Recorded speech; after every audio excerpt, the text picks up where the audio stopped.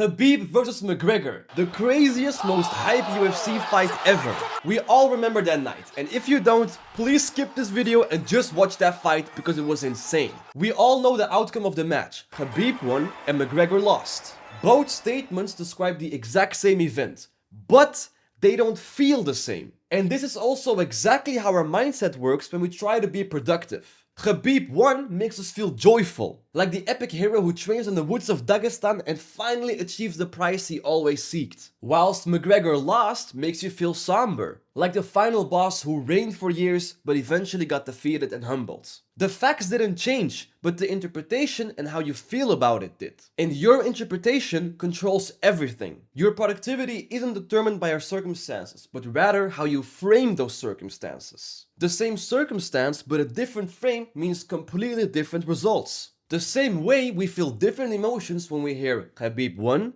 and McGregor lost. Even if those two sentences basically describe the exact same circumstance. Most people try to focus on their actions and external things, and whilst that is important, it becomes kind of futile if your mindset, the thing that controls those actions and external things, isn't optimized. And the key to install that productivity mindset is framing. Framing is the lens in which to interpret reality. It's not about your situation, but rather it's about what you tell yourself about your situation. Most people accept whatever frame their brain serves up first, but they don't realize that framing is a choice. They think, oh man, I have failed at this project, and think of it as an objective fact. When really what's happening is, I'm framing this as a failure. Why is this important? Well, once you realize that framing is happening, you can intentionally choose better frames that are more in your favor. Now, before you get it twisted, framing is not positive thinking. It's not pretending that problems don't exist or just simply to lie to yourself. It's accepting that multiple true frames exist for every situation, and that you should choose which frame benefits you the most. Instead of thinking on autopilot and just choosing the first frame that comes up in your brain, you start to think strategically on which frame you want to choose. That's what the CCC Framework gives you. A repeatable process of taking control of your framing rather than being controlled by it. In the link in the description, you can also get a free PDF workbook of the 50+ most common frames and how to turn them in your favor, alongside with a template, tracker, and reference cards. The first C stands for catch. You're basically becoming aware of your default frame the moment that it happens. This happens all the time, like me right now editing this video, because remember, framing is the lens in which you interpret reality, and that is 24/7. So instead of doing it consistently 24/7, rather just catch yourself when the frame that you have right now is not benefiting you. The second C stands for challenge. From the moment you have catched that frame, challenge yourself by thinking if that frame is the only way to think about the situation. What is another way to see the situation? This forces you to strategically think on what frame you want to choose. You're literally like installing updates on your productivity mindset exactly at that moment. For instance, instead of framing it like, this is so hard, I just can't finish this task. Frame it like, why is this so hard and how can I make it easier for myself so that I can finish it? Or, this project has completely failed.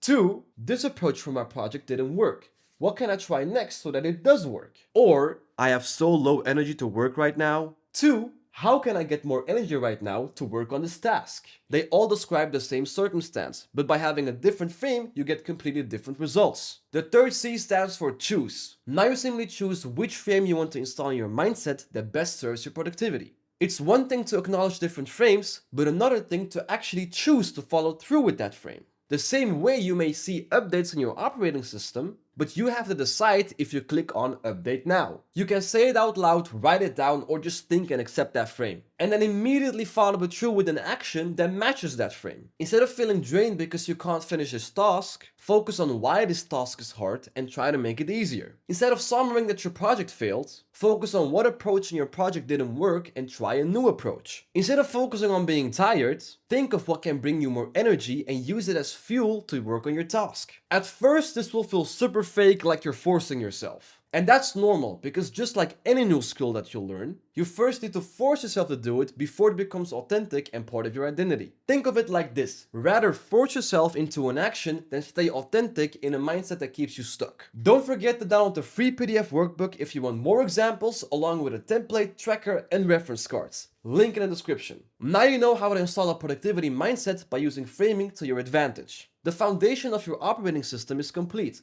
Now you just need to install some software, aka your goals. But before you set your goals, or even if you've already done so, you need to understand one critical mistake when setting goals. After all, it doesn't matter if you have software installed if the software that you have is broken and you can't run it. In this video, I'll explain why 97% of goals fail and how to fix it. Click here to watch it. Thank you, join the Discord, link in bio, see ya.